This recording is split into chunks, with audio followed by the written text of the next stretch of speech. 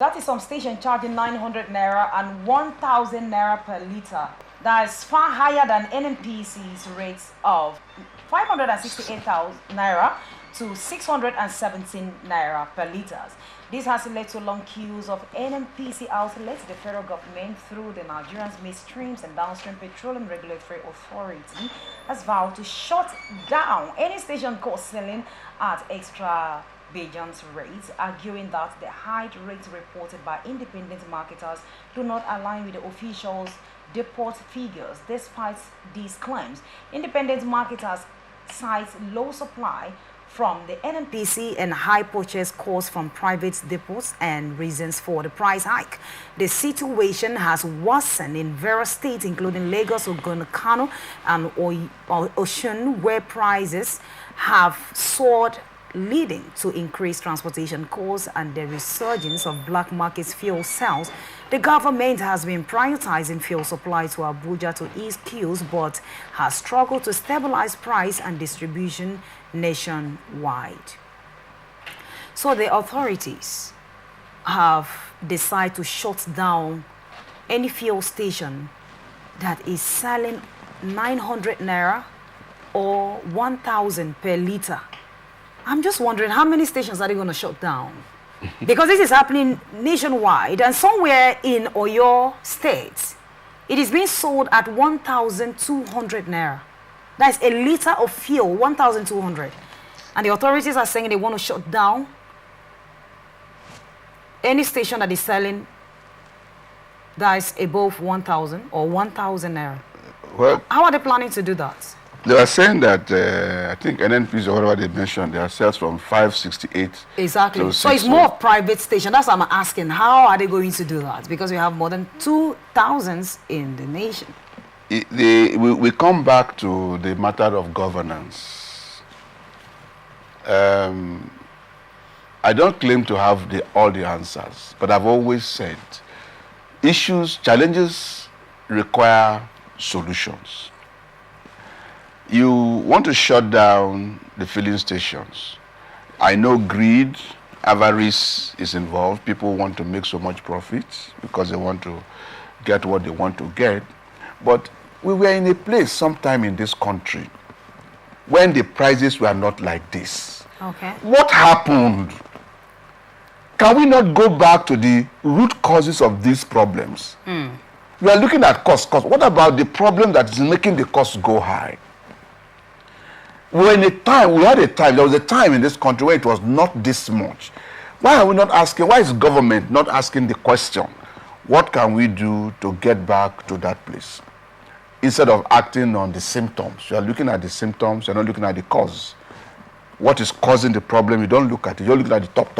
You make a lot of noise. Now they will use that to go and close the filling station of their enemies, those that are not their political friends. They close their filling stations and do whatever they want to do without solving the problem. Okay. I keep saying, when leadership is a place where you solve problems. Solving problems will be more effective if they are enduring. Okay. So I would prefer that the government, even while they may take this step, because of people's individual greed and all that, they may take this step. But let us also look at the cause.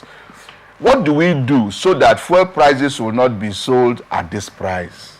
What do we do so that, fuel prices will not be this high? What do we do so that these problems are taken care of?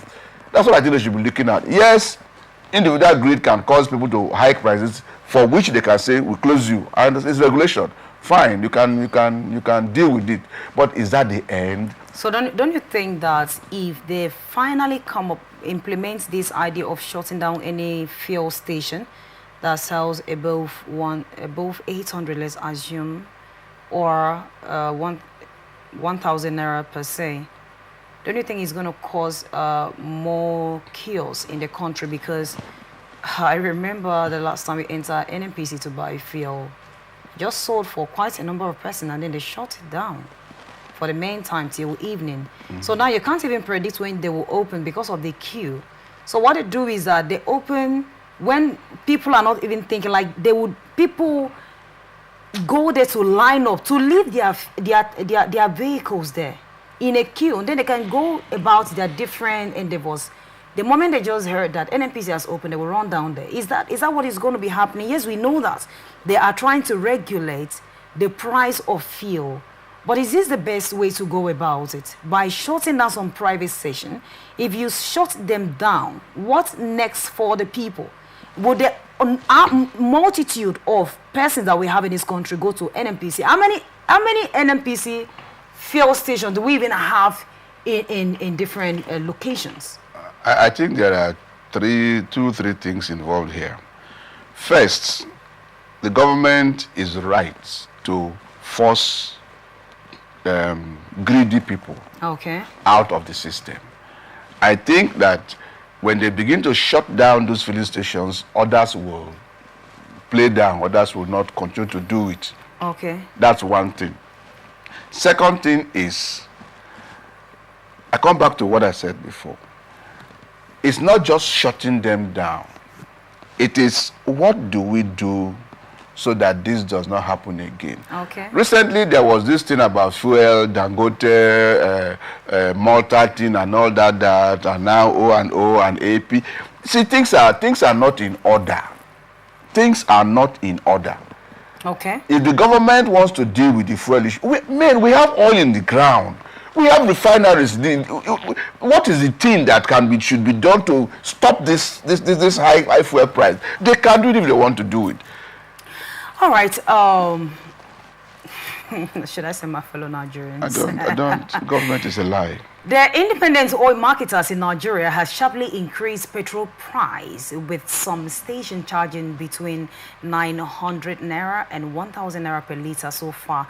And then it is actually higher than NNPC. And they are planning, the authorities have come up with an idea to, the best way to regulate this, according to them, is to shut down some of these private stations that have decided to be so, in Mr. Samuel's words, so greedy with this, with the price. So do you think that the regulatory authority, that's the fuel independent, of course, the people here, the authorities, do you think that this is the best way to handle this? Because as it stands now, I don't think the number of private fuel stations we have in different society, in different communities, in states, I don't know, I don't think it's up to like 30, 40. So how are they going to manage this? Thank you so much, Mr. Samuel.